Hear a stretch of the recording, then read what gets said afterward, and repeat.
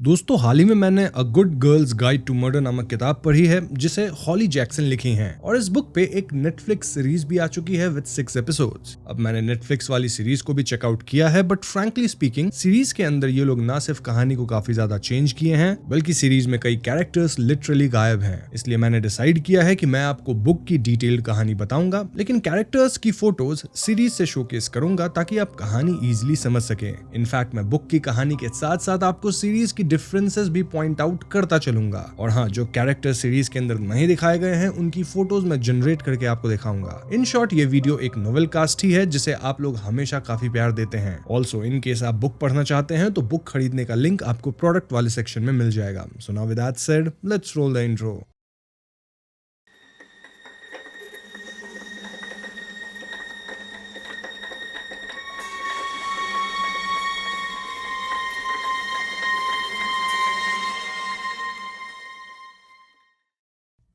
तो नोवेल की शुरुआत में हम रीडर्स अपने मेन कैरेक्टर से मिलते हैं जिसका नाम है पिपा फिट्ज अमोबी, लेकिन लोग प्यार से उसे पिप बुलाते हैं। पिप अपनी डिग्री कर रही है और अच्छी यूनिवर्सिटी में जाने के लिए उसे एक फाइनल प्रोजेक्ट करना होगा जो कि सीनियर कैपस्टोन प्रोजेक्ट होने वाली है। पिप अपने कैपस्टोन प्रोजेक्ट के लिए 5 साल पुरानी एंडी बेल वाली केस पे इन्वेस्टिगेशन करना चाहती है। साथ ही पिप ये भी पॉइंट आउट करना चाहती है कि मीडिया ने एंडी के बॉयफ्रेंड सलील सिंह, जिसे हम सैल बुलाएंगे, उसको कैसे प्रेजेंट किया और कैसे उसको गिल्टी माना गया। Now if we talk about Andy Bell case, Andy Bell 5 साल पहले गायब हो गई और तब एंडी के बॉयफ्रेंड सैल पे इतना प्रेशर डाला गया कि वो एंडी को खत्म करने का कन्फेशन कर दिया, देन खुद को समाप्त भी कर लिया था। Basically it was an open and shut case, लेकिन पिप का मानना है कि सैल को इस सब में फंसाया गया था। तो अब 5 साल बाद पिप इसी केस पे अपनी प्रोजेक्ट कर रही थी और अपने एंड पे फिर से इस केस की तहकीकात करना चाहती थी। पिप यहाँ सैल की फैमिली यानी सिंह फैमिली के बारे में सोचती है कि इतना सब होने के बाद भी वो लोग इसी जगह पे मतलब फेयर व्यू में कैसे रह रहे हैं। आई मीन पूरी कम्युनिटी अब इस फैमिली से हेट करती है। इनफैक्ट इनके घर पे स्कम फैमिली स्प्रे पेंट भी कर दिया गया था। पिप थोड़ी हेजिटेशन के साथ सिंह फैमिली के घर का डोर नॉक करती है और यहाँ वो सैल के छोटे भाई रवि से मिलती है। पिप रवि को अपना इंट्रोडक्शन देती है और थोड़ी नर्वस होकर उसे अपने कैपस्टोन प्रोजेक्ट के बारे में बताती है। जब रवि पूछता है कि वो 5 साल पुराने केस को क्यों इन्वेस्टिगेट करना चाहती है तो पिप कहती है कि उसे लगता है कि सैल इनोसेंट है। पिप अपने प्रोजेक्ट के प्रोग्रेस को रिकॉर्ड करने के लिए 30 जुलाई 2019 से कैपस्टोन प्रोजेक्ट लॉग लिखना शुरू करती है जिसमें वो एंडी और सैल के साथ एक्चुअली क्या हुआ था उससे रिलेटेड सारी इंफॉर्मेशन नोट करना चाहती थी। तो यहाँ पिप सबसे पहले एंडी के गायब होने की जितनी भी फैक्ट्स थी उसे लिख देती है। फॉर एग्जांपल, एंडी को लास्ट टाइम 18 अप्रैल 2014 की रात लगभग 10:30 उसकी छोटी बहन बेका ने देखा था और सिक्योरिटी कैमरा फुटेज ने भी एंडी की कार उस टाइम घर से निकलती हुई देखी थी। ना उसी रात एंडी को 12:45 पर अपने पेरेंट्स को डिनर पार्टी से पिक करना था, लेकिन जब 3 बजे रात तक उसकी कोई खबर नहीं मिली तो उसके फादर जेसन बेल ने पुलिस में मिसिंग रिपोर्ट फाइल की थी। ऐसे में पिप कंक्लूड करती है कि जो कुछ भी एंडी के साथ हुआ वो 18 अप्रैल के रात 10:40 से लेकर मिडनाइट 12:45 तक के बीच में ही हुआ होगा। मतलब ये टाइमिंग तकरीबन 2 घंटे का हुआ। सो यस, ये सब तो बुक में बताया जा रहा है, लेकिन अगर हम सीरीज की बात करते हैं तो यहाँ सीरीज के अंदर टाइमलाइन को थोड़ा चेंज किया गया है। मतलब बुक में एंडी 2014 में गायब हुई थी, राइट? सीरीज में वो 2019 में गायब हुई थी और सीरीज में पिप 2024 में इसका इन्वेस्टिगेशन कर रही है, जबकि बुक में इन्वेस्टिगेशन 2019 में हो रही है। ऐसे ही मैं आपको बुक और सीरीज के डिफरेंसेस कहानी के बीच बीच में बताता चलूंगा। खैर, if we talk about Pip's family, Pip का एक छोटा भाई है नेम्ड जॉश, देन पिप के स्टेप फादर विक्टर है जो कि एक नाइजीरियन मैन है, देन पिप की मॉम लियान भी इस फैमिली का हिस्सा है, and finally her dog named बानी। पिप के बायोलॉजिकल फादर कार एक्सीडेंट की वजह से इस दुनिया में नहीं है और ये हादसा तब हुआ था जब पिप सिर्फ 10 महीने की थी। अब पिप अपने कैपस्टोन प्रोजेक्ट लॉग में नोट करती है कि वो सोशल मीडिया पे थोड़ा रिसर्च करके एंडी की बेस्ट फ्रेंड्स क्लोई बर्च और इमा हटन को आइडेंटिफाई कर चुकी है। यहाँ मैं आपको बता दूं कि सीरीज में क्लोई बर्च का कैरेक्टर है ही नहीं। एनीवेज, पिप आगे एंडी के डिसअपीयरेंस वाली रात के कुछ डिटेल्स अपने लॉग में लिखती है, जैसे कि 18 अप्रैल की फ्राइडे नाइट को सैल अपने फ्रेंड मैक्स हेस्टिंग्स के घर हैंग आउट कर रहा था और वहां पे नाओमी वॉर्ड, जेक लॉरेंस और मिली सिम्पसन्स भी थे। पुलिस को सैल ने बताया था कि वो 12:15 के अराउंड मैक्स के घर से निकला था और उसके फादर ने कंफर्म किया कि वो 12:50 पे घर पहुंचा था और पुलिस ने उसके चारों फ्रेंड से भी उसका एलिबाई कंफर्म कर लिया था। मतलब चारों फ्रेंड्स बताए कि हाँ, उस रात तो 12:15 तक सैल उनके घर पे ही था। लेकिन उसके बाद ट्यूसडे को उन चारों फ्रेंड्स ने पुलिस को कन्फेस किया कि सैल ने उनसे झूठ बोलने को कहा था और असल में वो 10:30 पे ही रात को मैक्स के घर से निकल गया था। जब एंडी को ढूंढने के लिए सर्च चल रहा था तो पुलिस को जंगल में सैल की लाश मिली थी। उसने स्लीपिंग पिल्स लेकर प्लास्टिक बैग से अपने आप को समाप्त किया था। पुलिस को सैल पे तब और भी ज्यादा डाउट हुआ जब उन्हें सैल के पास एंडी का फोन मिला। देन उसके फिंगरनेल्स के नीचे एंडी के ब्लड के ट्रेसेस मिले। एंडी की अबैंडन्ड कार के ट्रंक पे उसका ब्लड था और कार के डैशबोर्ड पर सैल के फिंगरप्रिंट्स भी थे। सारे सबूत पॉइंट कर रहे थे कि सैल ही एंडी को निपटा के खुद भी गिल्ट में निपट गया। Basically again it was an open and shut case, जिसके कारण पुलिस कुछ ही टाइम बाद इस केस को क्लोज कर देती है। लेकिन पिप तो अब इस केस पे वापस इन्वेस्टिगेशन शुरू करी है। Now if we talk about Pip's best friend, well उसका नाम कारा है। एंड पिप और कारा तब क्लोज हुई थी जब कई साल पहले कारा की मॉम को इलनेस डायग्नोज हुई थी और बाद में वो समाप्त भी हो गई।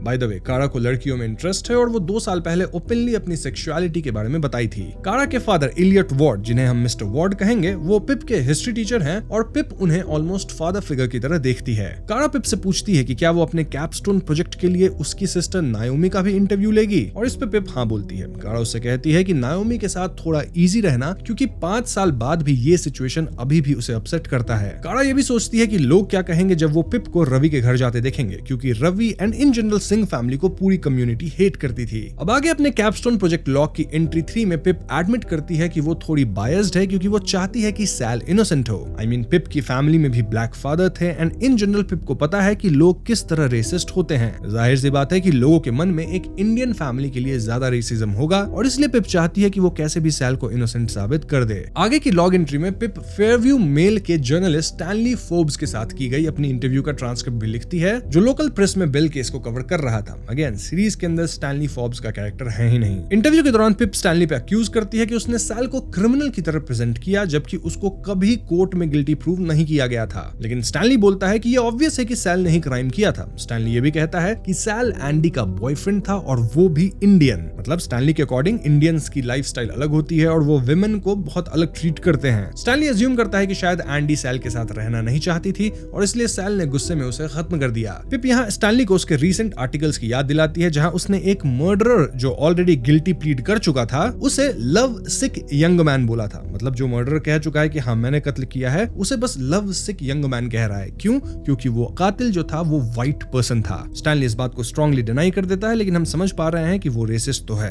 अब आगे पिप रवि के घर पहुंचती है, जहां रवि पिप को बताता है कि सैल को एंडी के मिसिंग होने के बारे में सैटरडे मॉर्निंग तक पता ही नहीं था और उसी आफ्टरनून पुलिस ने उसे इंटरव्यू के लिए कांटेक्ट किया था। रवि फिर एक बात शेयर करता है जो सैल ने उससे कही थी एंड जो वो कभी नहीं भूल पाया। क्या थी वो बात? वेल, सैल ने कहा था कि एंडी जो भी करती थी वो जानबूझकर करती थी और शायद वो किसी को पनिश करने के लिए खुद ही कहीं चली गई हो। किसको पनिश करने के लिए? वेल, शायद एंडी अपने पिता को अपसेट करना चाहती थी, क्योंकि एंडी और उसके पिता जेसन के बीच रिलेशनशिप थोड़े टेंस थे। रवि बताता है कि सैटरडे आफ्टरनून सैल के फ्रेंड्स उससे मिलने आए थे और पिप गेस करती है कि शायद वही टाइम था जब सैल ने उनसे पुलिस को झूठ बोलने को कहा होगा। रवि ने सैल को लास्ट टाइम मंडे को स्कूल में देखा था, जब उसने रूमर्स सुने कि पुलिस सैल के फ्रेंड से बात कर रही है। बाद में उनके फादर ने रवि को सैल का लास्ट टेक्स्ट दिखाया, जिसमें लिखा था it was me full stop, I did it full stop, I am so sorry full stop. अब मैं आपको ऐसे इसलिए बता रहा हूँ क्योंकि इसके पीछे एक रीजन है। वेल, पिप रवि से पूछती है कि क्या उसे कभी लगा कि सैल खुद को समाप्त करने जैसा थॉट्स रख सकता है, लेकिन रवि बिल्कुल मना कर देता है। पिप रवि को बताती है कि वो सैल को पहले से जानती थी। इनफैक्ट मिडिल स्कूल में जब 2 बुलीज पिप को तंग करते थे, तब सैल ने ही पिप को उन बुलीज को हैंडल करना सिखाया था, इसलिए पिप उसे हीरो की तरह देखती है। बाद में पिप एंडी के पिता जेसन बेल के बारे में अपने थॉट्स लिखती है और जब वो प्रेस फुटेज में जेसन को देखती है तो उसे लगता है कि उसकी बॉडी लैंग्वेज और बात करने का तरीका थोड़ा अजीब था। इसलिए पिप एक पर्सन्स ऑफ इंटरेस्ट लिस्ट बनाने का डिसाइड करती है, मतलब ऐसे लोग जिन पे पिप को शक है, और इस लिस्ट में सबसे पहला नाम जेसन का ही होता है। इसके बाद पिप नायोमी का इंटरव्यू लेने के लिए मिस्टर वार्ड के स्टडी रूम में होती है और पिप बताती है कि नायोमी अपनी मॉम की डेथ के बाद से थेरेपी ले रही है और इमोशनली फ्रेजाइल है, और इसी चीज को मद्देनजर रखते हुए पिप उससे काफी ध्यान से बात करती है। जब पिप नायोमी से पूछती है कि एंडी के मिसिंग होने वाली रात मैक्स के घर सब क्या कर रहे थे, तो नायोमी नर्वस होकर सीट में हिलती है और आंखें चुरा लेती है। पिप मेंशन करती है कि फेसबुक पर उस रात की फोटोज हैं, लेकिन उनमें सैल नहीं दिख रहा, तो नायोमी कहती है कि शायद वो फोटोज लेने से पहले ही चला गया होगा। नायोमी आखिर में एडमिट करती है कि उसे लगा था सैल और एंडी के बीच उस टाइम कुछ आर्ग्यूमेंट चल रहा था, लेकिन उसे ये नहीं पता कि किस बात पे आर्ग्यूमेंट थी, और वो एंडी को काइंड ऑफ नाइट में भी बोल देती है। नायोमी कहती है कि सैल लगभग लगभग 10:30 बजे रात पर मैक्स के घर से चला गया था क्योंकि उसका मूड नहीं था। वहीं नायोमी और मिली उस रात मैक्स के घर पे स्पेयर रूम में ही रुक गए थे। नायोमी ये भी बताती है कि उस टाइम पुलिस से झूठ बोलना उन्हें सही लगा क्योंकि सैल ने कन्विंस किया था कि अगर पुलिस उस पे फोकस करना बंद करेगी तो एंडी को ढूंढने पे ज्यादा ध्यान दे पाएगी। लेकिन ट्यूसडे को ट्रबल से बचने के डर से सबने अपना झूठ पुलिस को कन्फेस कर दिया। नाउ आगे पिप सैल के फ्रेंड मैक्स का इंटरव्यू भी इंक्लूड करती है, जहां मैक्स बताता है कि सैल और एंडी का रिलेशनशिप एक कैलामिटी पार्टी यानी हाउस पार्टी में स्टार्ट हुआ था और एंडी उसकी क्लोज फ्रेंड नहीं थी, बस एक एक्विंटेंस थी।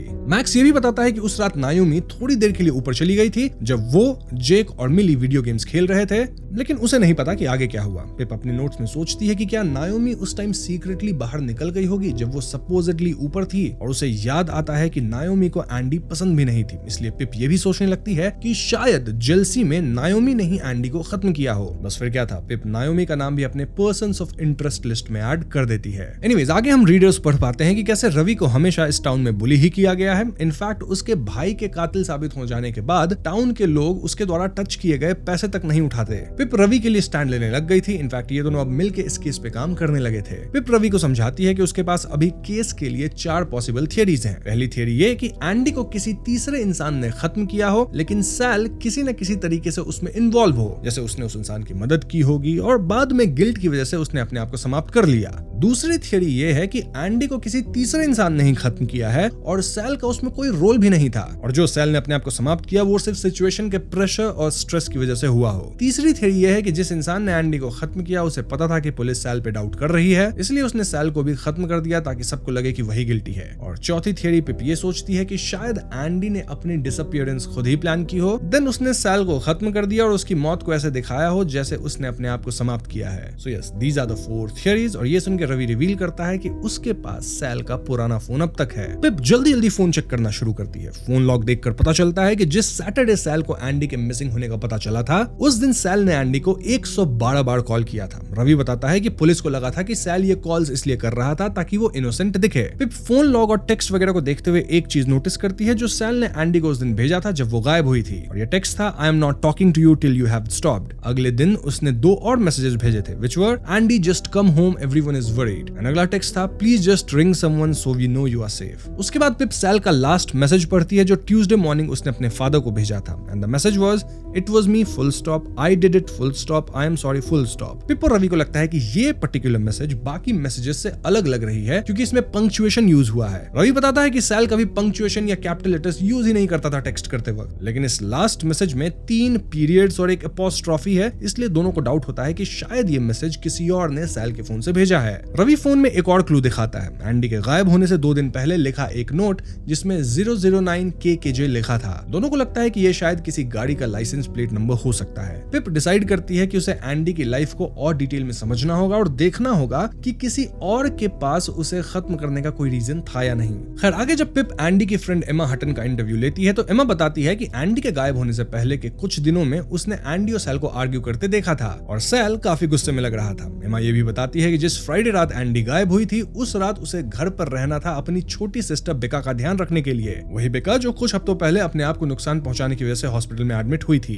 एमा कहती है कि एंडी के फ्रेंड बनना आसान नहीं था क्योंकि कभी वो किसी को बहुत स्पेशल फील करवाती थी और कभी उसी इंसान के इनसिक्योरिटीज को यूज करके उसे हर्ट करती थी। खैर आगे पिप अपनी लॉग एंट्री में क्लोई बर्च का इंटरव्यू भी रिकॉर्ड करती है। जब पिप क्लोई से पूछती है कि क्या एंडी और सैल एक्सक्लूसिव रिलेशनशिप में थे तो क्लोई थोड़ा हेजिटेट करके कहती है, हाँ ऑब्वियसली। क्लोई ये भी बताती है कि एंडी को सीक्रेट्स रखना पसंद था और उसके पास हमेशा काफी पैसे रहते थे, लेकिन उसे नहीं पता कि वो पैसे आते कहां से थे। जब पिप एंडी और उसके फादर जेसन के बीच के टेंशन की बात उठाती है तो क्लोई कहती है कि ये इररिलेवेंट है और इंटरव्यू जल्दी खत्म हो जाता है। पिप अपने नोट्स को देख के सोचती है कि शायद एंडी सैल के पीछे किसी और लड़के से मिल रही थी। ऐसे में पिप एक नया सिम कार्ड यूज करके एमा को क्लोई बन के मैसेज करती है एंड मैसेज से कुछ बातें निकाल लेती है। तो इस मैसेज से एक बात कंफर्म होता है कि एंडी एक सीक्रेट ओल्डर गाय से मिल रही थी जिसे वो अगर वो चाहती तो एक्सपोज करके बर्बाद कर सकती थी, और एंडी को यह भी पता था कि उसके फादर का किसी और के साथ अफेयर चल रहा था। पिप सोचती है कि शायद जेसन एंडी को चुप रहने के लिए पैसे दे रहा हो या फिर वो सीक्रेट ओल्डर मैन जो एंडी से मिल रहा था वो शादीशुदा हो और वही पैसे का सोर्स हो। ऐसे में पिप अपनी पर्सन्स ऑफ इंटरेस्ट लिस्ट में सीक्रेट ओल्डर गाय का नाम भी ऐड कर देती है। अब ये सीक्रेट ओल्डर गाय कौन है ये तो फिलहाल नहीं पता। नाउ कहानी में आगे कारा का बर्थडे आता है जहां वो कैंपिंग करने जाती है और कैंप पे उसके साथ पिप,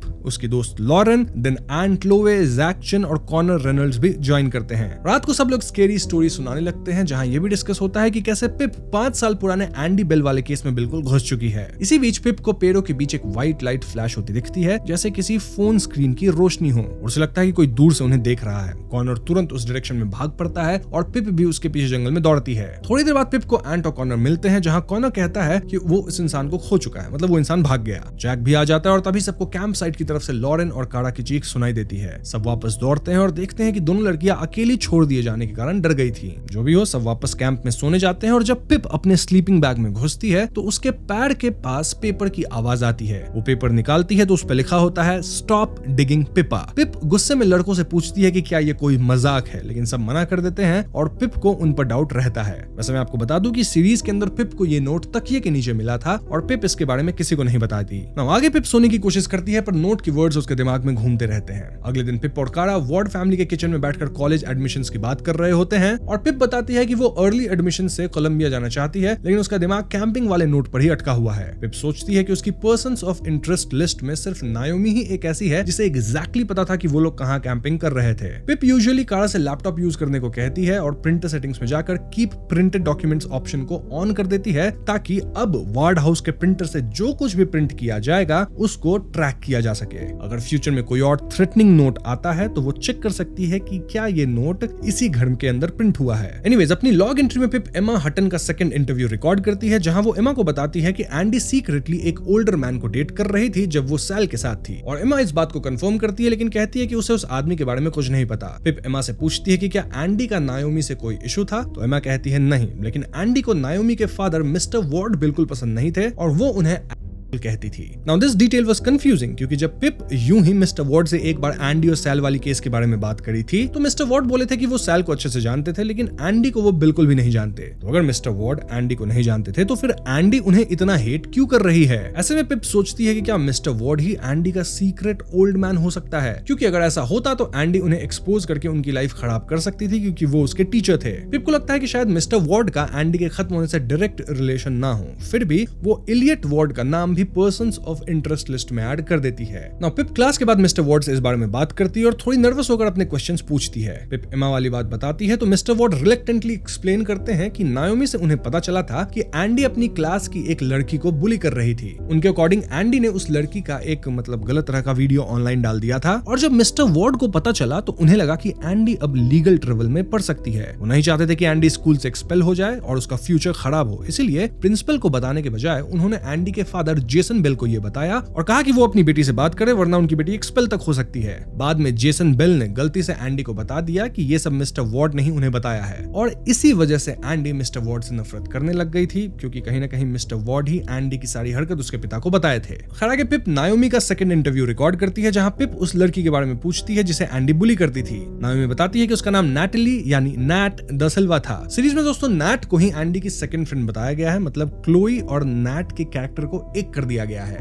लेकिन बुक के अंदर नैट उसकी दोस्त नहीं थी, रादर एक ऐसी लड़की थी जिसको एंडी बुली की थी। एनीवेज, नायोमी कहती है कि नैट एंडी के लिए थ्रेट बन गई थी, क्योंकि वो भी काफी प्रिटी थी। एंडी ने नैट के बारे में रूमर्स फैलाने शुरू किए और उसे एम्बैरस करने के तरीके ढूंढने लगी। नायोमी बताती है कि एंडी ने क्लास के एक ऐसे लड़के का फोन यूज किया जिसके ऊपर नैट का क्रश था। देन वो उस लड़के के फोन से नैट को फ्लर्टी मैसेजेस भेजने लगी। फिर एंडी ने उसी लड़के के फोन से नैट को कन्विंस किया कि वो अपना बिना कपड़े के वीडियोस भेजे, और जब नैट ये वीडियो भेजी तो एंडी इस वीडियो को ऑनलाइन पोस्ट करके पूरे स्कूल में सर्कुलेट कर दी थी। नायोमी बताती है कि फॉल सेमेस्टर के अंदर एंडी और नैट दोनों प्ले द क्रूसिबल के ऑडिशन में गए थे और नैट को ये रोल मिल गया था, और इससे एंडी बहुत गुस्से में आ गई थी। एंडी ने नैट को थ्रेटन किया कि अगर वो प्ले से बैकआउट नहीं हुई तो वो सबको बता देगी कि नैट का जो ओल्डर ब्रदर डैनियल है, जो कि नैट से 5 साल बड़ा था और स्कूल में जैनिटर का काम करता था, उसके साथ रिलेशनशिप में था। मतलब यहाँ टीनेज लड़की के साथ एक बड़े इंसान का रिलेशनशिप, वो वाला एंगल आ गया। इस घटना के बाद ही नैट ने स्कूल को छोड़ दिया था। नायोमी कहती है कि शायद बाद में नैट को असॉल्ट के केस में अरेस्ट भी किया गया और कुछ टाइम वो जेल में भी रही। ये सब सुनने के बाद पिप फिर नायोमी से नैट का फोन नंबर मांग लेती है। बाय द वे, सीरीज के अंदर डैनियल खुद ही पिप को ये इन्फॉर्मेशन बताया था,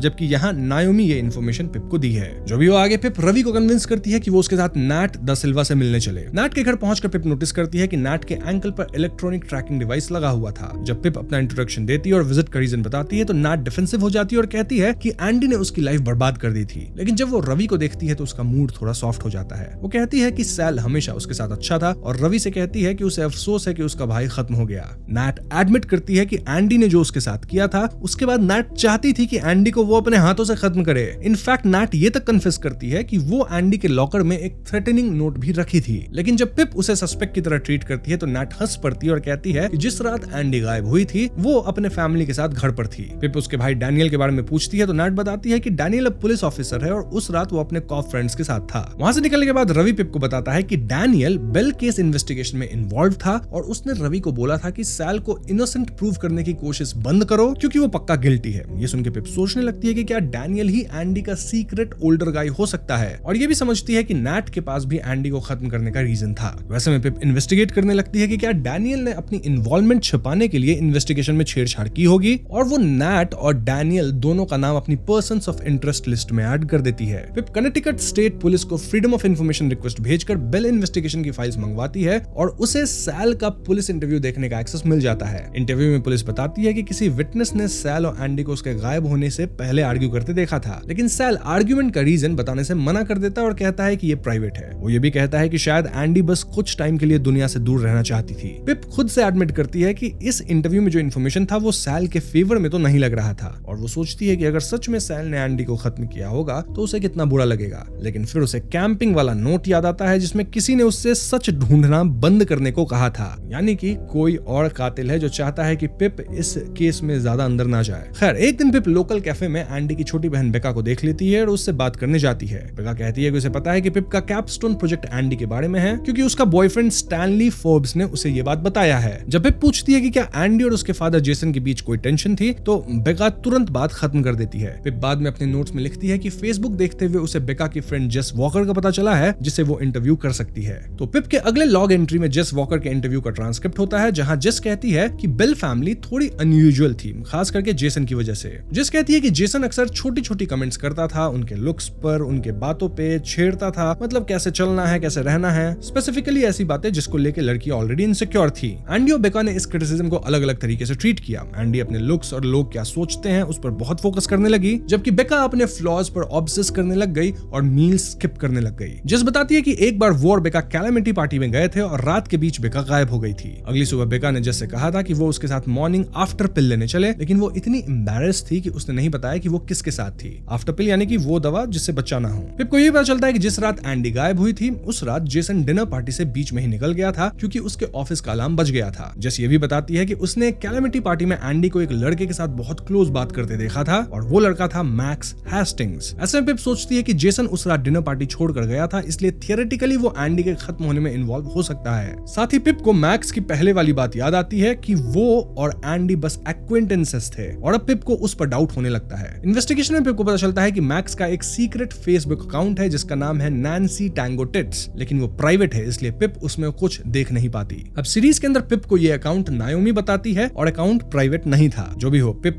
मैक्स हेस्टिंग्स का नाम भी पर्सन ऑफ इंटरेस्ट लिस्ट में ऐड कर देती है। पिप फिर मैक्स के घर जाकर उससे मिलती है और पूछती है कि वो एंडी को कितना अच्छे से जानता था। मैक्स सीरियस हो जाता है और पिप को अपने रूम में ले जाता है। पिप सीधा पूछती है कि क्या वो सैल के पीछे एंडी के साथ इन्वॉल्व था, लेकिन मैक्स मना करता है। हालांकि उसकी नजर बार बार एक नोटिस बोर्ड की तरफ जा रही होती है जहां पेपर्स लगे होते हैं। पिप तुरंत नोटिस बोर्ड पे झपट पड़ती है और पेपर्स देखने लगती है जहां उसे एंडी की एक फोटो मिलती है जिसमें वो मिरर में सिर्फ ब्लैक अंडरवियर में सेल्फी ले रही होती है। मैक्स कहता है कि उसे ये फोटो क्लासरूम के पीछे छुपी हुई मिली थी। वो ये भी एडमिट करता है कि कैलामिटी पार्टीज में वो एंडी से ड्रग्स खरीदता था। जब पिप पूछती है तो मैक्स बताता है कि एंडी टाउन के किसी डीलर के साथ काम कर रही थी, लेकिन वो उस आदमी से कभी मिला नहीं है। पिप समझ जाती है कि इसी वजह से एंडी के पास इतना कैश होता था क्योंकि वो ड्रग्स डील कर रही थी। पिप के सवालों से तंग आकर मैक्स फोटो पिप के हाथ से छीनकर फाड़ देता है, जबकि सीरीज के अंदर पिप इस फोटो की भी फोटो अपने फोन में ले ली थी। अब बाद में पिप कैफेटेरिया में अपने फ्रेंड्स के साथ बैठी होती है और कैजुअली एंट से उसके फ्रेंड जॉर्ज के बारे में पूछती है जो कैलामिटी पार्टी वाले ग्रुप में होता है। जब पिप पूछती है कि क्या जॉर्ज उन्हें किसी पार्टी में इनवाइट करवा सकता है तो सब हैरान हो जाते हैं क्योंकि पिप का ये इंटरेस्ट नहीं था। पिप ऐसी पार्टीज में जाती नहीं थी, बट पिप बोल देती है योलो यानी यू ओनली लिव वंस, तो मैं सब कुछ एक्सपीरियंस करना चाहती हूँ और ये बात सब लोग मान भी जाते हैं। फिर पिप रवि के घर जाकर उसे बताती है कि वो कैलामिटी पार्टी में अंडरकवर जाने वाली है ताकि पता लगा सके कि वो लोकल ड्रग डीलर कौन है जिसके साथ एंडी का कनेक्शन था। अब दोस्तों सीरीज के अंदर कैलामिटी पार्टी वाला सीन खतरनाक था। आई मीन पिप को एक बंदे के फोन से पार्टी का लोकेशन निकालना पड़ता है which was like a secret code. इस कोड को ये लोग एक पजल जैसा क्रैक करते हैं, बट बुक में it was not that difficult, easily इनको एक्सेस मिलता है। साथ ही सीरीज के अंदर पार्टी सिर्फ एक छोटी हाउस पार्टी जैसी नहीं थी, रादर एक बहुत बड़ी पार्टी लग रही थी जहां ड्रग, सेक्स ये सब चल रहा था। बुक में भी ऐसा था, बट काफी छोटे स्केल पे ये पार्टी थी। बट एंड पॉइंट दोनों जगह यही है कि पिप और उसके फ्रेंड्स कैलामिटी पार्टी में एंटर करते हैं और पिप तुरंत अपना काम शुरू कर देती है। वो भीड़ में अपने फ्रेंड से अलग होकर आसपास क्लूज ढूंढने लगती है। उसे अपनी क्लास का एक लड़का सिगरेट का पैक लेकर बैकडोर की तरफ जाता हुआ दिखता है और पिप को लगता है कि यहीं से शुरू करना सही रहेगा। बाहर जाकर वो स्टीफन नामक इस लड़के से कैजुअली ड्रग्स वगैरह मांगती है। देन स्टीफन स्मोक जलाता है और पिप बस प्रिटेंड करती है कि वो भी स्मोक करना चाहती है। एक मोमेंट के लिए पिप सोचती भी है कि शायद वो अपने असाइनमेंट के चक्कर में बहुत आगे चली गई है, लेकिन फिर उसे सैल और रवि के लिए सच ढूंढने का मिशन याद आता है। पिप स्टीफन से पूछती है कि वो ड्रग्स किससे खरीदता है, तो स्टीफन बताता है कि एक आदमी है हावी, जिससे वो स्टेशन के पार्किंग लॉट में एंड पर मिलता है। पिप उसका नंबर मांगती है, लेकिन स्टीफन मना कर देता है। जब स्टीफन पिप का नंबर मांगता है तो पिप उसका फोन ले लेती है और प्रिटेंड करती है कि गलती से स्मोक लॉन में गिर गया। जब स्टीफन उसे उठाने जाता है तो पिप जल्दी से फोन में हावी का कॉन्टैक्ट ढूंढकर उसकी फोटो अपने फोन से ले लेती है। तभी स्टीफन पिप को पकड़कर उसे किस करने की कोशिश करता है, लेकिन पिप उसे जोर से धक्का दे देती है और वो गिर जाता है। स्टीफन उसका पीछा करता है और पिप भागकर घर के अंदर आकर बैक डोर लॉक कर लेती है। यहाँ के इन सीरीज में डिफरेंसेस है, जहाँ पिप एक्चुअली में ड्रग डीलर हावी से इसी कैलामिटी पार्टी में ही मिल जाती है, जहाँ वो पिप को काफी डरा भी देता है। इससे पिप डर जाती है। और जहां तक बात है स्टीफन की, तो स्टीफन जब पिप पे जबरदस्ती करने की कोशिश करता है तो एक दूसरी बंदी आके उसे रोकती है। सो हाँ, सीरीज के अंदर पिप ऑलरेडी हावी से मिल चुकी है, लेकिन बुक के अंदर पिप हावी से आगे जाके मिलेगी, जो कि मैं अब आपको बताऊंगा। तो हाँ, पिप स्टेशन पार्किंग लॉट के एंड पर 4 घंटे तक वेट करती रहती है, लेकिन कोई नहीं आता। इस दौरान पिप रियलाइज करती है कि अपनी प्रोजेक्ट कंप्लीट करने के लिए वो कितना ज्यादा झूठ बोल रही है, और वो कहती है कि झूठ बोलना धीरे धीरे आसान होता जा रहा है। वो हावी बावर्स का नाम भी अपनी पर्सन्स ऑफ इंटरेस्ट लिस्ट में ऐड कर देती है। बाद में पिप अपनी कार में स्टेशन पार्किंग लॉट में वेट कर रही होती है, जब एक आदमी हुड पहनकर आता है। पिप छुपकर हावी का नंबर डायल करती है और जब वो आदमी कॉल उठाता है तो पिप कंफर्म कर लेती है कि यही बंदा हावी है। पिप देखती है कि एक लंबा आदमी बीच कोट में हावी के पास आता है और वो स्टैनली फॉर्ब्स होता है। स्टैनली गुस्से में एक मोटा एनवेलप हावी को देता है और कहता है कि ये लास्ट टाइम है। थोड़ी देर दोनों एक दूसरे को देखते रहते हैं और फिर स्टैनली चला जाता है। पिप फिर देखती है कि एक छोटा लड़का हावी के पैसे देता है और हावी उसे एक पेपर बैग देता है एंड देन पिप इस एक्सचेंज की फोटोज ले लेती है। बाद में हावी पार्किंग लॉट से निकलकर मॉनरॉय स्ट्रीट जाता है, जहां एंडी की कार मिलने के बाद छोड़ी हुई थी। पिप उसे फॉलो करती है और देखती है कि वो एक छोटे बंगलो में घुस जाता है। पिप तुरंत रवि को फोन करके मॉनरॉय स्ट्रीट आने को बोलती है और रवि आकर पिप से सब डिटेल सुनता है और दोनों नोटिस करते हैं कि हावी की कार का लाइसेंस प्लेट था 009 KKJ। जी हाँ, वही नंबर जो सैल के फोन में नोट लिखा हुआ था। पिप एक्सप्लेन करती है कि शायद सैल को पता चल गया था कि एंडी ड्रग्स बेच रही थी और इसी वजह से उसके और एंडी के बीच आर्ग्यूमेंट्स हो रहे थे, और शायद इसीलिए सैल ने पुलिस को उन आर्ग्यूमेंट्स का रीजन नहीं बताया था ताकि एंडी लीगल ट्रबल में ना पड़े। पिप और रवि हावी के घर डोर नॉक करते हैं और जब हावी डोर खोलता है तो पिप उसे ड्रग डील करते हुए फोटोज दिखाकर कहती है कि अगर वो कुछ क्वेश्चंस का जवाब ना देगा तो वो पुलिस को ये सारी फोटोज दे देगी। हावी मजबूरी में मान जाता है और बताता है कि एंडी खुद उसके पास आई थी क्योंकि उसे पैसे कमाने थे। कुछ महीने पहले उसने एंडी को एक बर्नर फोन दिया था और कहा था कि डील करते वक्त कोड्स यूज करे। हावी कहता है कि एंडी ने वो फोन अपने वार्डरोब के फ्लोर बोर्ड के नीचे छिपा रखा था और वो कैलामिटी पार्टीज में रोफिनॉल यानी रूफीज भी बेच रही थी, एक तरह का ये ड्रग है। बाद में हावी पिप से डिमांड करता है कि वो उसकी फोटोज डिलीट करे और पिप ऐसा कर देती है। घर से निकलने के बाद पिप सोचती है कि शायद मैक्स हेस्टिंग्स ही रूफीज खरीद रहा था। खैर, आगे पिप सोचती है कि उसे एक्चुअली अपनी कॉलेज एप्लीकेशन पे फोकस करना चाहिए क्योंकि अर्ली डिसीजन की डेडलाइन 1 महीने से भी कम दूर है। अपने नोट्स में पिप हावी बावर्स और मैक्स हेस्टिंग्स दोनों पर डाउट करती है क्योंकि हावी के पास उस रात का एलिबाई नहीं है और मैक्स भी कुछ टाइम के लिए उस रात अकेला था।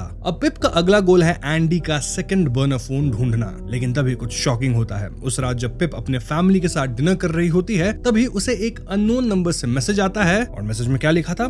यहाँ लिखा था you stupid, leave this alone while you still can. वो पैनिक को छुपाने की कोशिश करती है और जल्दी से टेबल से उठकर बाहर चली जाती है। इस घटना के बाद पिप को नींद नहीं आ रही थी क्योंकि उसे कैंपिंग की रात भी थ्रेट्स मिले थे और अब अननोन नंबर से फोन पे थ्रेट मिल रहा है। बट इट वाज क्लियर कि किलर को मालूम पड़ गया है कि पिप सच के करीब पहुंच रही है, विच मीन्स कि वाकई सैल एंडी को गायब नहीं किया था। बाद में पिप रवि से मिलती है और दोनों बेल हाउस जाकर एंडी का सेकंड बर्नर फोन ढूंढने का प्लान बनाते हैं। रवि एक मोमेंट के लिए रुककर कहता है कि अगर एक ऐसे लड़के को जिसके भाई को सब मर्डरर समझते हैं, वो लड़का यानी रवि बेल हाउस में घुसते हुए पकड़ा गया तो लोग क्या सोचेंगे। एंड ऐसे भी सोच के देखो कि रवि एक ब्राउन लड़का है जो कि व्हाइट फैमिली के घर में घुसते हुए अगर पकड़ा जाएगा तो बहुत बड़ी प्रॉब्लम हो सकती है। पिप को रियलाइज होता है कि उसने इस बारे में सोचा ही नहीं था और वो कहती है कि वो अकेले ही अंदर जाएगी, लेकिन रवि इंसिस्ट करता है कि अगर सैल का नाम साफ करना है तो वो भी साथ होगा ना। घर के पोर्च पलट के विंड चाइम्स के अंदर उन्हें घर की एक स्पेयर की मिल जाती है, जबकि सीरीज में की एक गमले के नीचे मिलती है। ऑल्सो सीरीज के अंदर रवि बाहर निगरानी देता है और पिप अकेले ही अंदर गई थी। जो भी है, पिप ग्लव्स निकाल कर दोनों को देती है और वो क्वाइटली डोर अनलॉक करके अंदर घुस जाते हैं। दोनों सीधा एंडी के रूम में जाते हैं और वार्डरोब में रवि लूज फ्लोरबोर्ड ढूंढ लेता है, लेकिन नीचे कुछ मिलता नहीं। शायद किसी ने एंडी के गायब होने के बाद फोन निकाल लिया हो।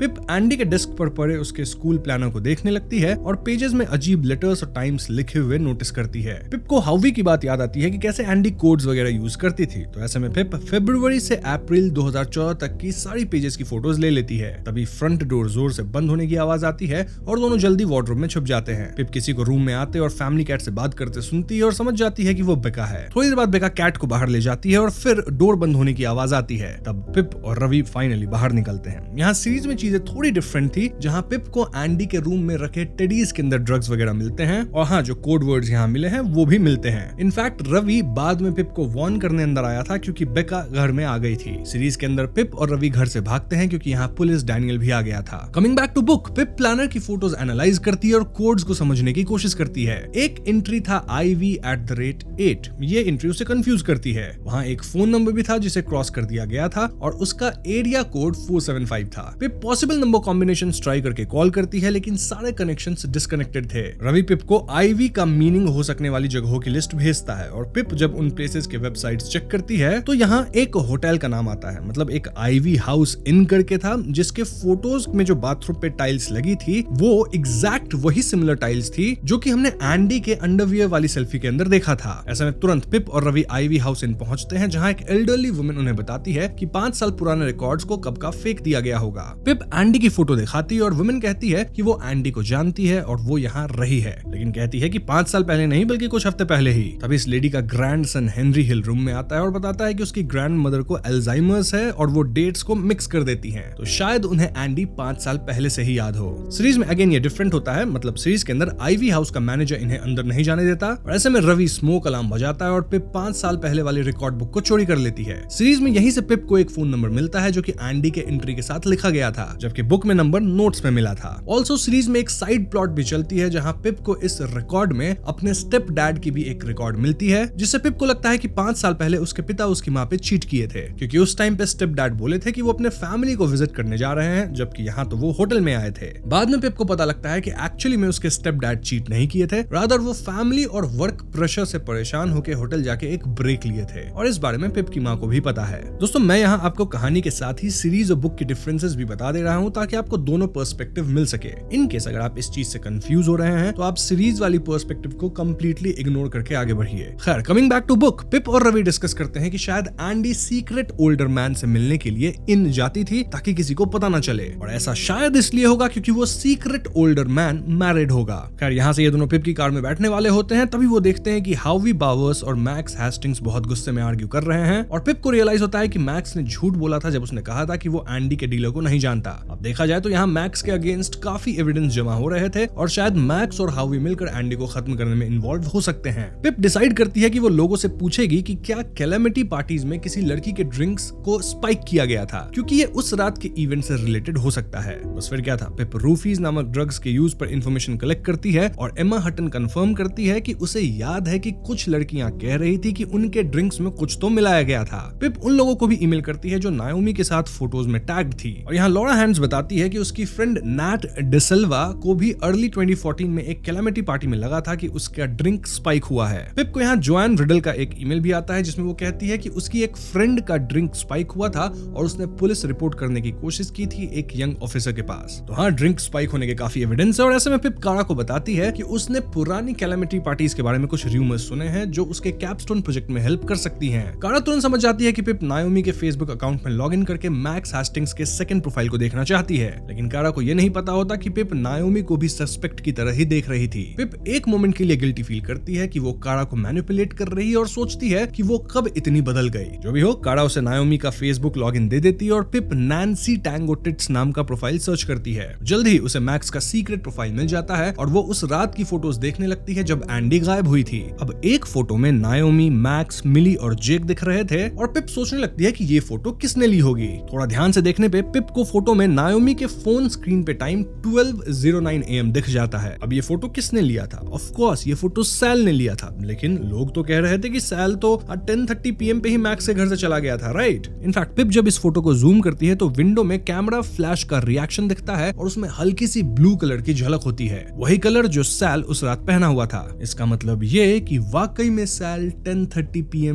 नहीं गया था मैक्स के घर से, और ये सैल के जितने भी दोस्त थे ये लोग बाद में जाके पुलिस को झूठ बोले। यानी सैल का एलिबाई सही था, मतलब इनिशियली ये दोस्त सही बोल रहे थे, बाद में प्रेशर में आके शायद झूठ बोले होंगे। पिप ये एविडेंस रवि को दिखाती है और रवि को कंफर्म हो जाता है कि सैल इनोसेंट है। पिप कहती है कि अब उन्हें टाइमलाइन को दोबारा इनैक्ट करना होगा जैसे एंडी के खत्म होने वाली रात हुआ होगा, ताकि देखा जा सके कि क्या सैल के पास इतना टाइम था या नहीं। पिप कैलकुलेट करती है कि सैल के पास एट मैक्स 45 मिनट्स होगा, और जब ये लोग सिनेरियो को लॉजिकली सोचते हैं तो उन्हें समझ आ जाता है कि सैल के पास एंडी को खत्म करने और बॉडी को हाइड करने का टाइम था ही नहीं। ये सुन के रवि एक अजीब सा मिक्स्ड फीलिंग फील करता है, जिसमें खुशी भी थी और दुख भी। पिप डिसाइड करती है कि अब उन्हें यह समझना होगा कि सैल के 4 फ्रेंड्स ने उसके एलिबाई के बारे में झूठ क्यों बोला था, और वो नायोमी से बात करने का प्लान बनाती है। अब यहाँ सीरीज में अगेन एक चेंज है, क्योंकि सीरीज के अंदर नायोमी एक्चुअली में पिप को हेल्प करती है टू फाइंड दिस एविडेंस, जबकि यहाँ बुक में पिप खुद से ये ढूंढी है। खैर, पिप को पता चलता है कि नायोमी और मैक्स काड़ा के घर पे होमवर्क कर रहे हैं, तो वो वहां पहुंचकर उन्हें कन्फ्रंट करने का डिसाइड करती है। पिप उनके सामने फोटो एविडेंस रखकर कहती है कि पुलिस के पास जाने से पहले उनके पास एक्सप्लेन करने का चांस है। जब पिप पूछती है कि ये फोटो किसने ली, तो नायोमी के फेस पे एक क्लियर शॉक एक्सप्रेशन दिखता है। मैक्स ये कहने की कोशिश करता है कि फोटो शाम में पहले ही ली गई थी, लेकिन नायोमी बताती है कि फोन स्क्रीन पे टाइम क्लियरली दिख रहा है। फिर नायोमी कहती है कि अब सच बताना पड़ेगा। मैक्स उसे चुप रहने को कहता है, लेकिन पिप कह देती है कि सैल एक्चुअली 12:15 के अराउंड मैक्स के घर से गया था। मैक्स उसे चुप रहने को कहता है, लेकिन नायोमी कह देती है कि सैल एक्चुअली 12:15 के अराउंड मैक्स के घर से गया था,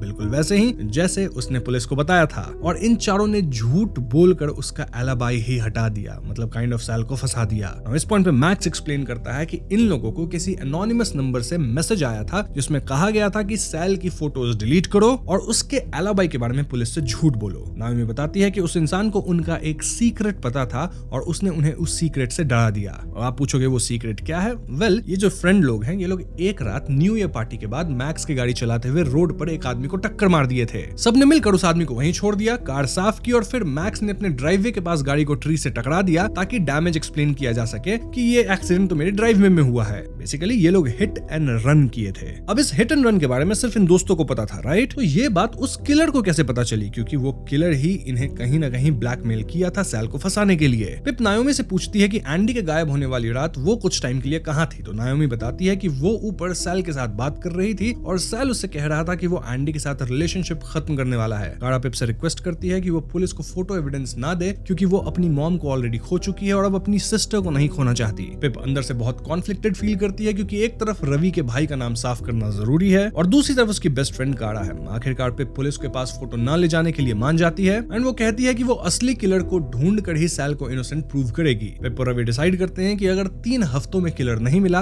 तो पिप फोटो पुलिस को दे देगी। एनीवेज, एक दिन पिप अपने रूम में आती है तो उसे कुछ अजीब लगता है। सैल को इनोसेंट प्रूव करने वाली फोटो पेपर्स के ऊपर रखी होती है और उसके कंप्यूटर पे किसी ने "you need to stop this Pippa" hundreds of times type किया होता है। पैनिक कर जाती है, क्योंकि इसका मतलब यह है कि किलर उसके घर के अंदर आ चुका है। और दोस्तों, ये सीन सीरीज में थी ही नहीं। उस रात वो डर के मारे ठीक से सो भी नहीं पाती। अगले दिन स्कूल में पिप काड़ा के साथ हॉलवे में चल रही होती है और वो होप करती है कि काड़ा को पता ना चले कि वो काफी दिनों से ठीक से सोई नहीं है। तभी नैट दा सिल्वा आकर गुस्से में कंप्लेंट करती है कि उसे स्कूल में अपने भाई की पुरानी जैनिटर जॉब भी नहीं मिल रही, क्योंकि स्कूल वायलेंट क्रिमिनल्स को हायर नहीं करता। नैट वहां से चली जाती है और पिप जब अपना लॉकर खोलती है तो उसमें एक फोल्डेड नोट मिलता है जिसमें लिखा होता है, "this is your final warning Pipa, walk away". Pip थोड़ी डर जाती है, लेकिन उसे लगता है कि इसका मतलब वो सच के और भी करीब पहुंच रही है। डिस्ट्रैक्टेड पिप मिस्टर वार्ड से टकरा जाती है और उसकी बुक गिर जाती है, जिससे नोट फ्लोर पे गिरता है। मिस्टर वार्ड पूछते हैं कि क्या पिप ठीक है और कहते हैं कि अगर कोई पिप को बुली कर रहा हो तो चुप रहना सबसे गलत बात होता है, मतलब वो इसके अगेंस्ट फाइट करे। और यहाँ पिप बोल देती है कि नहीं, सब कुछ ठीक है। आगे हम समझ पाते हैं कि नैट पिप के सस्पेक्ट वाले लिस्ट में सबसे ऊपर आ गई है, क्योंकि वो स्कूल में थी जब पिप को लॉकर में नोट मिला और उसके पास एंडी को खत्म करने का स्ट्रॉन्ग रीजन भी था। अब पिप का अगला गोल है एंडी का सेकंड बर्नर फोन ढूंढना, और वो डिसाइड करती है कि बेका बिल से और क्वेश्चंस पूछेगी। पिप फेयरव्यू मेल के ऑफिस जाती है बेका को ढूंढने के लिए। बेका उसे देखकर सरप्राइज हो जाती है और बताती है कि वो सैकमोर रोड पर एक पुराने फार्म हाउस पे आर्टिकल लिख रही है जो 11 साल से खाली पड़ा है। कुछ लोग चाहते हैं कि उस फार्म हाउस को कैफे बना दिया जाए, लेकिन बेका चाहती है कि एक दिन वहीं पर फिर से किसी फैमिली का घर बने। पिप बेका को बताती है कि उसे पता चला है कि एंडी कैलामिटी पार्टीज में ड्रग्स बेच रही थी, लेकिन बेका इस बात को मानना ही नहीं चाहती। बातें करते करते पिप को पता चलता है कि उनके फादर जेसन बेल का डैनियल डा सिल्वा से काफी क्लोज रिलेशन था और जेसन ने ही डैनियल को पुलिस ऑफिसर की जॉब के लिए अप्लाई करने को मोटिवेट किया था।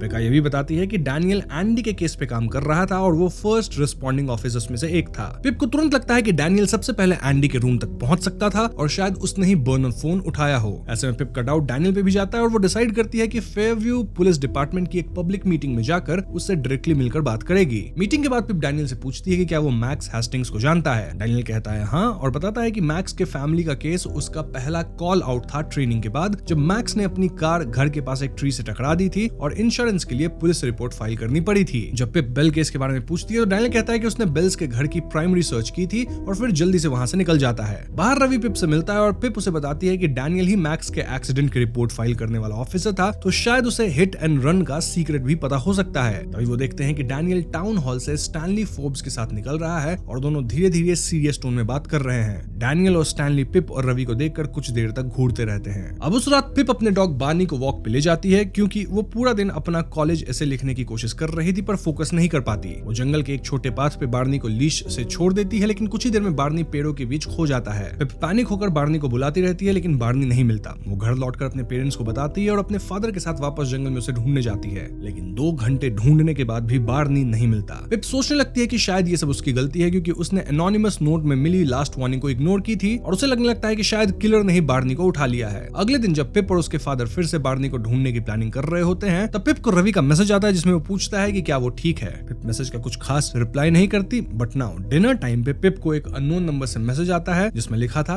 Want to see your dog again. अगली सुबह 11 बजे तक एक और मैसेज आता है जिसमें इंस्ट्रक्शंस होती है कि पिप अपना कंप्यूटर, प्रोजेक्ट से रिलेटेड सारे यूएसबी और hard drives tennis club parking lot पर लेकर आए और वहां से 100 स्टेप्स जंगल में चले। मैसेज में लिखा होता है कि अगर वो अकेली आएगी और किसी को नहीं बताएगी तो उसे बार्नी वापस मिल जाएगा। पिप इंस्ट्रक्शंस फॉलो करती है और जब वहां पहुंचती है तो उसे कहा जाता है कि अपना सारा डेटा डिस्ट्रॉय कर दो। देन पिप को एंडी के बारे में सवाल पूछना बंद करना होगा और वो किसी को इस बारे में नहीं बताएगी। पिप रोते हुए अपना लैपटॉप और मेमोरी स्टिक्स तोड़ देती है। आधे घंटे से ज्यादा वेट करने के बाद भी ना कोई मैसेज आता है, ना ही बार्नी का कोई साइन मिलता है। अब दोस्तों ये वाला पार्ट भी सीरीज में नहीं है, रादर सीरीज में बार्नी तब गायब होता है जब पिप के भाई की बर्थडे सेलिब्रेशन हो रही थी। इनफैक्ट सीरीज में पिप का ये डिटेल ब्लैकमेल वाला सीन नहीं था, रादर इन्हें बार्नी कुछ ही दूर पे सीधा खत्म पड़ा मिलता है। वहीं बुक में पिप के पिता उसे बताते हैं कि किसी को बार्नी रिवर में मिला है और वो पानी में डूबकर खत्म हो गया। पिप टूट जाती है और रोते हुए चिल्लाती है कि ये सब उसकी ही गलती है। थोड़ी देर बाद रवि पिप से मिलने आता है और उसे तसल्ली देता है कि वो सैल के केस के बारे में अब टेंशन ना ले। पिप समझ जाती है कि रवि को सेफ रखने के लिए उसे रवि को केस से दूर करना होगा, इसलिए वो कहती है कि वो प्रोजेक्ट छोड़ रही है। रवि मना करता है और कहता है कि तुम रुक नहीं सकती, तुमने प्रॉमिस किया था। लेकिन पिप उसे बताती है कि उसका लैपटॉप चोरी हो गया है और उसने हार्ड कॉपी भी डिस्ट्रॉय कर दी है। रवि गुस्से और दुख में वहां से चला जाता है और पिप जानती है कि वो अंदर से टूट गया होगा, लेकिन उसे थोड़ा सुकून मिलता है कि कम से कम रवि अब सेफ रहेगा। अगले दिन रवि पिप के घर आता है और समझ जाता है कि किसी ने बार्नी को धमकी के लिए उठाया और पिप को चुप कराने के लिए उसे खत्म कर दिया। पिप ये बात कंफर्म करती है और रवि को सारे थ्रेटनिंग नोट्स दिखाती है। पिप एडमिट करती है कि सैल को इनोसेंट प्रूव करने वाली फोटो की हार्ड कॉपी उसने एक्चुअली डिस्ट्रॉय नहीं की है क्योंकि वो ऐसा कर ही नहीं सकती। वो ये भी बताती है कि प्रोजेक्ट की बैकअप फाइल्स उसके ईमेल पे सेफ है। थोड़ी डिस्कशन के बाद रवि पिप को कन्विंस कर लेता है कि उन्हें किलर को ढूंढने का मिशन कंटिन्यू करना चाहिए। दोनों पिप के कैपस्टोन प्रोजेक्ट की सारी एंट्रीज प्रिंट करके एक मर्डर बोर्ड बनाते हैं जहां पेजेस को सिल्वर पेन से बोर्ड पे लगाया जाता है और उनके बीच रेड स्ट्रिंग और कलर्ड थंब स्टैक से कनेक्शन बनाए जाते हैं। सीरीज में दोस्तों ये बोर्ड शुरुआत से ही बन रहा था। इसी बीच पिप को नायोमी का फोन आता है एक नए नंबर से। नायोमी कहती है कि उसका फोन टूट गया है और वो टेम्पररी नंबर यूज कर रही है। वो पिप को बताती है कि उसका एक कॉन्टैक्ट है जो कोलंबिया गया है और शायद पिप को एडमिशंस ऐसे में हेल्प कर सके। पिप उसकी हेल्प के लिए थैंकफुल फील करती है और इस पॉइंट पे पिप को रियलाइज होता है कि जिस नंबर से नायोमी कॉल की थी इस नंबर को पिप जानती है। ये वही नंबर है जो कि एंडी के प्लानर में स्क्रिबल करके कट किया गया था। जी हाँ दोस्तों, अब सीरीज में अगेन ये चीज थोड़ी सी डिफरेंट है जहां पिप को ये नंबर रिकॉर्ड बुक में मिली थी, राइट? और पिप इस नंबर को अपने फोन में सीक्रेट ओल्डर गाय नाम से सेव भी कर ली थी। तो हाँ, जब नायोमी इस नंबर से फोन करती है तो पिप बहुत आश्चर्य में थी। एंड सीरीज और बुक दोनों अपने तरीके से यही पॉइंट करते हैं कि नायोमी का दूसरा नंबर प्रॉब्लमैटिक है क्योंकि ये नंबर है सीक्रेट ओल्डर गाय का।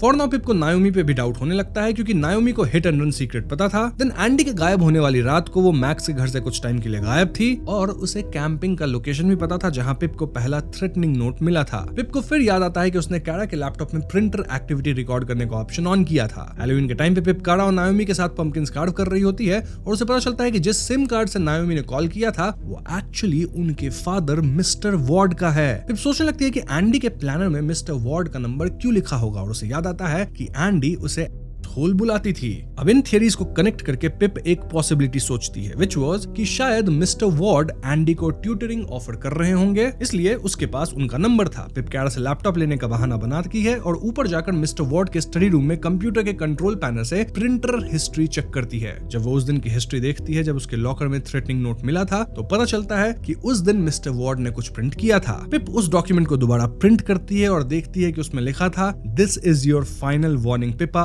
वॉक अवे, यानी कि वही सेम थ्रेटनिंग नोट। तब पिप को एकदम रियलाइज होता है कि मिस्टर वॉर्ड ही एनोनिमस थ्रेट भेजने वाले इंसान हैं और शायद वही एंडी, सैल और बार्नी के खत्म होने के पीछे हैं। जी हाँ दोस्तों, नीचे वापस आकर पिप कैजुअली पूछती है कि क्या मिस्टर वॉर्ड ट्यूटरिंग करने गए हैं। कारा बताती है कि वो मंडे, वेंसडे और फ्राइडे को ट्यूटरिंग करते हैं और शायद आज स्कूल में लेट हो गए होंगे। तभी मिस्टर वॉर्ड की कार घर के बाहर आती है और पिप पैनिक कर जाती है, लेकिन मिस्टर वॉर्ड नॉर्मल स्माइल करके अंदर सबको हैलोवीन कैंडी ऑफर करते हैं। जब पिप के पेरेंट्स जॉश को ट्रिक और ट्रीट करवाने ले जाने निकलते हैं तो पिप रवि को तुरंत मैसेज करती है। रवि आता और पिप उसे बताती है कि मिस्टर वॉर्ड के पास एंडी के गायब होने वाली रात का कोई प्रॉपर एलाबाई नहीं है, क्योंकि कारा और नायोमी दोनों घर पर नहीं थे और सैल के खत्म होने वाले दिन मिस्टर वॉर्ड ने सिक लीव ली थी। रवि पूछता है कि क्या मिस्टर वॉर्ड ही एंडी का सीक्रेट ओल्डर मैन है जो आईवी हाउस इन में मिलता था, क्योंकि अगर ऐसा होता है तो एंडी उसकी लाइफ बर्बाद कर सकती थी। फिर भी उन्हें समझ नहीं आता कि मिस्टर वॉर्ड को मैक्स के हिट एंड रन सीक्रेट के बारे में कैसे पता चला होगा। पिप एक थियरी देती है कि शायद मिस्टर वॉर्ड ट्यूटरिंग नहीं बल्कि एंडी को कहीं छुपा कर रखे हुए हैं और उससे मिलने जाते हैं। वो प्लान बनाती है कि अपना फोन मिस्टर वॉर्ड की कार में छिपा देगी ताकि फाइंड माई फ्रेंड्स ऐप से उसकी लोकेशन ट्रैक की जा सके, मतलब कार कहां जा रहा है ये सब पिप को पता चलेगा। तो अगले दिन पिप प्रिटेंड करती है कि वो स्कूल की स्टेयर से गिर गई और थोड़ा लिम्प करके चल रही है। कारा उसे राइड देने का ऑफर करती है और जब मिस्टर वॉर्ड कार में आते हैं तो पिप सीक्रेटली अपना फोन कार के बैक सीट के नीचे छिपा देती है। मिस्टर वॉर्ड कहते हैं कि वो स्टैमफोर्ड ट्यूटरिंग के लिए जा रहे हैं, लेकिन पिप उनकी लोकेशन अपनी फोन की मदद से ट्रैक करेगी। तो फिर क्या था, घर पहुंचकर पिप और Ravi find my friends app से फोन की लोकेशन चेक करते हैं और देखते हैं कि मिस्टर वॉर्ड स्टैमफोर्ड नहीं बल्कि न्यू कैनन जा रहे हैं, जहां वॉर्ड फैमिली की एक पुरानी घर है। पिप कहती है कि वो ग्रेवसेंड रोड पर एक हाउस के बाहर रुकते हैं और वो कारा से कंफर्म करने का प्लान बनाती है कि क्या वो उनका पुराना घर था। इसी बीच रवि पिप को याद दिलाता है कि वो कोलंबिया यूनिवर्सिटी जाने का चांस वेस्ट ना करे और अपने पर्सनल एसे पे फोकस करे। पिप वॉर्ड डॉक्यूमेंट खोलकर लिखती है कि लोग उसे परफेक्ट स्टूडेंट समझते हैं, जो हमेशा होमवर्क टाइम से पहले करती है और हर अपॉर्चुनिटी को लेती है, आगे रहती है। लेकिन उसे लगता है कि शायद ये एम्बिशन नहीं बल्कि कुछ और है, क्योंकि जब वो किसी प्रोजेक्ट या टास्क में बिजी नहीं होती तो उसे समझ ही नहीं आता कि वो एक्चुअली कौन है।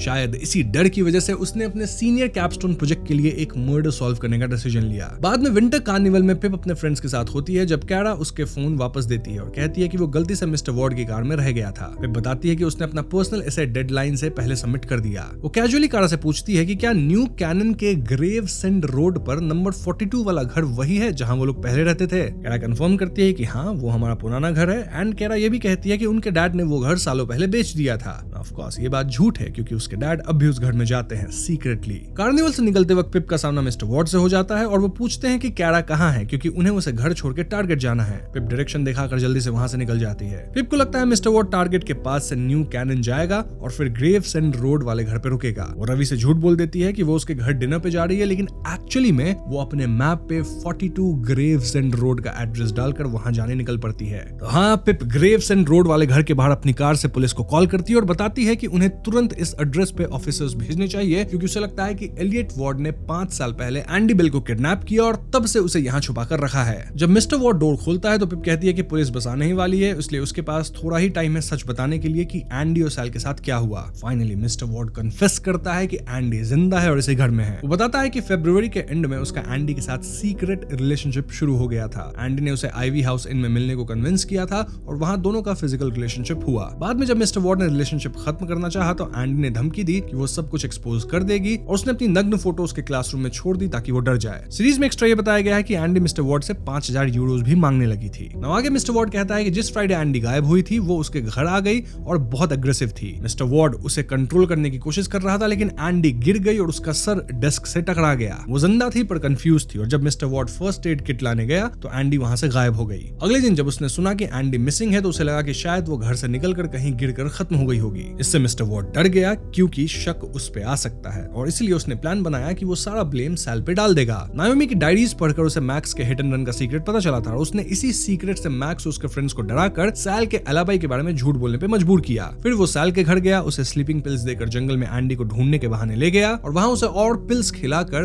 उसके सांस को रुकने दिया। फिर सैल के फोन से कन्फेशन मैसेज भेज दिया। मिस्टर वॉर्ड ये भी कहता है कि जुलाई के एंड में उसने एंडी को रोड पर चलते देखा। वो ड्रग्ड सी लग रही थी और अगर वो घर पहुंच जाती तो सारे सीक्रेट्स खुल जाते, इसलिए उसने उसे कार में बिठाया और घर में ले गया। मिस्टर वॉर्ड कहता है कि एंडी को उस रात सर पे चोट लगने की वजह से कुछ याद नहीं था और तब से वो उसे एटिक में बंद करके रखते हैं। लेकिन मिस्टर वॉर्ड कहता है कि मैंने उसे कभी टच नहीं किया। ये सब सुन के पिप बहुत भड़कती है, मतलब मिस्टर वॉर्ड को उल्टी सीधी बातें कहती है। इनफैक्ट देखा जाए तो मिस्टर वॉर्ड अपनी क्राइम्स को छुपाने के लिए पिप के डॉग बार्नी तक को निपटा दिए। अब बार्नी के खत्म होने वाली बात सुन के मिस्टर वॉर्ड थोड़े कंफ्यूज जाते हैं क्योंकि उनके हिसाब से उन्होंने बार्नी को कोई नुकसान नहीं पहुंचाया है। तभी पुलिस आ जाती है और मिस्टर वॉर्ड अपने क्राइम्स एक्सेप्ट कर लेता है। अरेस्ट के बाद पिप एटिक की पकड़ लेती है और जल्दी से ऊपर जाकर पैडलॉक खोल देती है। वहां एक लड़की बेड पर बैठी होती है और कहती है कि वो एंडी है, लेकिन पिप तुरंत समझ जाती है कि ये लड़की असली एंडी नहीं है। जी हाँ दोस्तों, यहाँ कहानी में एक और ट्विस्ट आया जहाँ ये जो लड़की थी उसका जो चेहरा था वो एंडी जैसा ही था, पर वो एंडी बिल नहीं थी। बाहर रवि आ जाता है जो फाइंड माई फ्रेंड्स ऐप से पिप की लोकेशन ट्रैक करके आया था। पिप रोकर रवि को सब बताती है कि उसके भाई के साथ क्या हुआ। दोनों सोचते हैं कि मिस्टर वॉर्ड ने कैसे इस दूसरी लड़की को एंडी समझ लिया जो कि क्लियरली एंडी नहीं है। ऑल्दो ये लड़की एंडी जैसी दिखती जरूर है। शायद डर और गिल्ट की वजह से मिस्टर वॉर्ड का जो मानसिक संतुलन था वो पूरी तरह से बिगड़ गया था और वो खुद को कन्विंस कर बैठा कि जो भी लड़की थोड़ी एंडी जैसी दिखती है वो एंडी ही है, तो इसे उठा के 5 सालों से कैद करके रखा था। ये जो लड़की थी वो एक रैंडम लड़की थी जो कि एंडी की तरह दिखती थी और ड्रग एडिक्ट थी, मतलब ड्रग्स लेके उस दिन घूम रही थी रोड पे। लेकिन दोस्तों अब सवाल ये है कि अगर ये लड़की असली एंडी नहीं है तो फिर असली एंडी के साथ हुआ क्या? क्योंकि मिस्टर वॉर्ड बताए थे कि उनके घर से एंडी भाग गई थी, राइट? तो अगर उनके घर से एंडी भाग गई तो फिर वो 5 साल से कहाँ है? इन केस अगर वो खत्म हो चुकी है तो एंडी को फिर कौन मारा? मतलब दोस्तों असली कातिल अब तक हमें नहीं पता चला है। तब इनके सामने एक कार आती है जिसमें जेसन, बेका और एंडी की मदर होती हैं और बेका पिप को अजीब तरह से देखती है। बाद में पिप कारा को मैसेज करके उसके फादर के बारे में सच बताती है, लेकिन कारा फोन नहीं उठाती। रवि अपने पेरेंट्स निशा और मोहन के साथ पिप के घर आता है और वो पिप का शुक्रिया करते हैं क्योंकि उसने सैल का नाम साफ कर दिया था। रवि बताता है कि पुलिस प्रेस कॉन्फ्रेंस में अनाउंस करेगी कि सैल इनोसेंट था और सब लोग इमोशनल होकर एक दूसरे को हग करते हैं। पिप फिर भी डिसाइड करती है कि जब तक एंडी के साथ उस रात एक्चुअली क्या हुआ था ये पता न चल जाए तब तक वो चैन से नहीं बैठेगी। लेकिन रवि कहता है कि अब पुलिस इन्वेस्टिगेशन करेगी, हमें इससे बाहर निकलना चाहिए। फिर भी पिप मर्डर बोर्ड को देखते हुए रियलाइज करती है कि यहाँ पे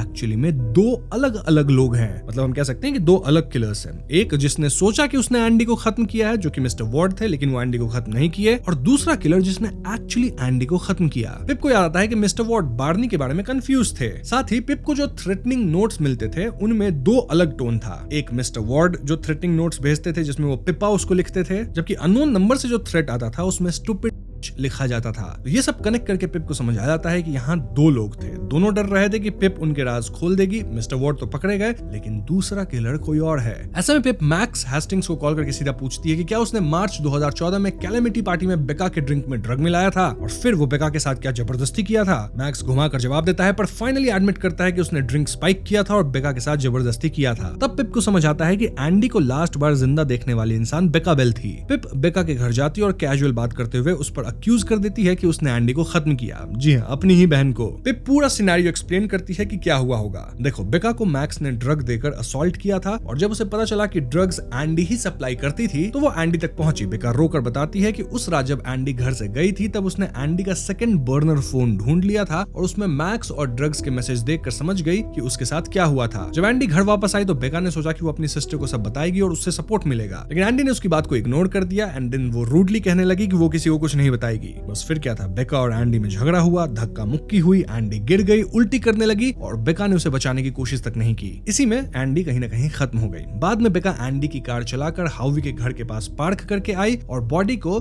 साइकोमोर रोड के पुराने फार्म हाउस के सेप्टिक टैंक में डाल दी। जी हाँ, वही जगह जिसके बारे में वो आर्टिकल लिख रही थी। अब सीरीज में ये जगह कैलेमिटी पार्टी वाली जगह के अंदर ही एक प्लेस दिखाई गई थी। अब जहां तक बात बार्नी की है तो वेल उसे भी बेका ही खत्म की है। बेका कहती है कि बार्नी को खत्म करना उसका प्लान नहीं था, बस वो गलती गलती से रिवर में डूब गया। नाउ इसी सब बात के दौरान पिप को चक्कर आने लगते हैं क्योंकि बेका ने उसकी चाय में ड्रग मिला दी थी। पिप बाहर जंगल की तरफ भागती है लेकिन बेका उसका पीछा करके उसे पकड़ लेती है और उसका गला दबाने लगती है, लेकिन फिर अचानक वो रुक जाती है क्योंकि वो पिप को खत्म नहीं कर पाती। तभी पिप के डैड और रवि वहां पहुंच जाते हैं और रवि ने फोन से लोकेशन ट्रैक करके पुलिस को कॉल कर दिया था। इस पॉइंट पे पिप बेहोश हो जाती है। सो यस, इस केस के दोनों कल्प्रिट्स अब सामने आ चुके हैं। बाय द वे, सीरीज के एंड में इवेंट्स ऐसे ही थे काइंड ऑफ, जस्ट दैट कुछ चीजों को थोड़ा आगे पीछे किया गया है। लाइक पेरेंट्स मिस्टर वॉर्ड के अरेस्ट के टाइम आते हैं और रवि बेका वाले टाइम पे आता है। ऐसे ही और भी कुछ डिफरेंसेस है बिटवीन सीरीज एंड बुक, लेकिन ये मेरी एक्सप्लेनेशन सीरीज से ज्यादा डिटेल्ड है दोस्तों। ऑल्दो बुक की तो निटी-ग्रिटी डिटेल्स जानने के लिए आपको बुक ही पढ़ना होगा, जिसका लिंक अगेन प्रोडक्ट सेक्शन में होगा। खैर, कमिंग बैक टू स्टोरी, 2 महीने बाद पिप अपने कैपस्टोन प्रेजेंटेशन के लिए स्टेज के पीछे रवि के साथ खड़ी होती है क्योंकि बेल केस की वजह से पूरा स्कूल और प्रेस वहां है। इसी दौरान पिप का कोलंबिया यूनिवर्सिटी का इंटरव्यू भी हो चुका है और उसे एडमिशन मिल गया होता है। स्टेज पे पिप अपनी प्रेजेंटेशन शुरू करती है और कहती है कि ये प्रोजेक्ट सैल के लिए सच ढूंढने से शुरू हुआ था। वो पूरा केस एक्सप्लेन करती है और फिर रवि को स्टेज पे बुलाती है जो अपने भाई के बारे में इमोशनल बात करता है। आखिर में पिप ऑडियंस से कहती है कि फेयरव्यू कम्युनिटी ने भी गलती की थी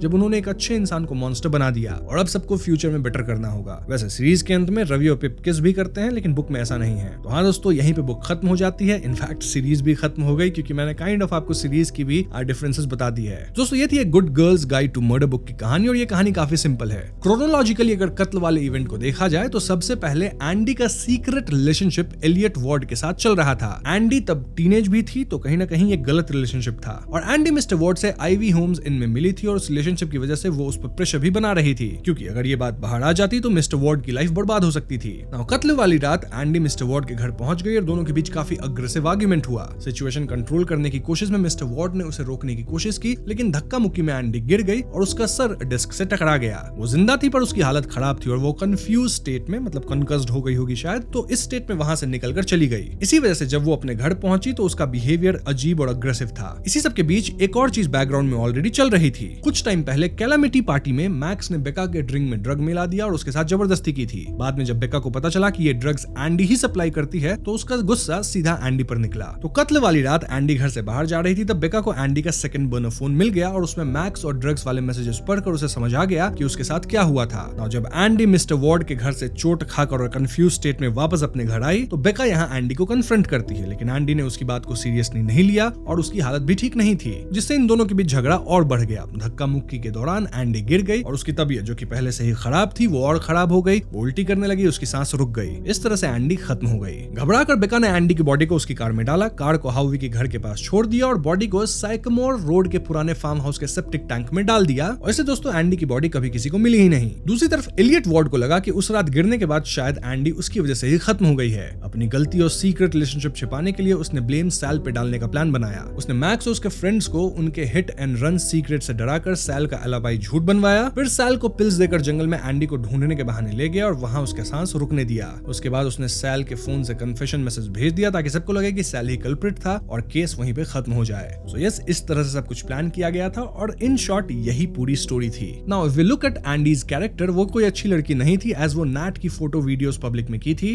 देन वो ड्रग्स बेचती थी एंड देखा जाए तो वो अपनी बहन को लेके भी कुछ ज्यादा प्रोटेक्टिव थी नहीं। वहीं सैल एकदम सही बंदा था, लेकिन एंडी वाले केस के बाद सोसाइटी ऐसे एक्ट करती है मानो एंडी किसी तरह की एंजल थी जिसकी मेमोरियल्स थी एंड ऑल। वहीं सैल की फैमिली को सब लोग परेशान करते थे। सैल की फैमिली के साथ गलत होता था, रेसिज्म भी होता था। एक और पॉइंट ये है कि ये जो सारा कांड हुआ है वो कहीं ना कहीं मैक्स के कारण शुरू हुआ है और इसमें मिस्टर वॉर्ड का भी हाथ है, क्योंकि देखा जाए तो मैक्स ही बेका के साथ गलत किया जिसके कारण बेका का गुस्सा एंडी पे निकला और एंडी चोट इसलिए थी क्योंकि मिस्टर वॉर्ड एंडी के साथ गलत कर रहे थे। तो देखा जाए तो ऊपर से मिस्टर वॉर्ड और मैक्स काफी गलत हैं। लेकिन दोस्तों अगर आप ध्यान दें तो अंत तक भी मैक्स पे कोई एक्शन नहीं हुआ है। हालांकि सीरीज में पिप कहती है कि वो मैक्स के हर एक गलत किए गए विक्टिम्स को इकट्ठा करके उन्हें जस्टिस दिलाएगी। जी हाँ, मैक्स ड्रिंक स्पाइक करके जबरदस्ती करने वाला काम भी कई बार कर चुका है। Now coming to book, well वहां रेसिज्म को भी काफी क्लियरली दिखाया गया है और एंड में ये पूरा पर्सपेक्टिव ही शिफ्ट हो जाता है। शॉर्ट में देखा जाए तो यही पूरी कहानी थी जिसको फाइनली पिप अनकवर करी है। इसके अलावा बुक में कैरेक्टर्स के इंटरपर्सनल रिलेशनशिप्स पे भी काफी फोकस किया गया है एंड देन कई और डीप लेयरिंग है ऑफ द एंटायर स्टोरी। लेकिन उन फाइनल डिटेल्स को मैंने यहाँ कवर नहीं किया वरना वीडियो 1 घंटे से भी ज्यादा लंबी हो जाती।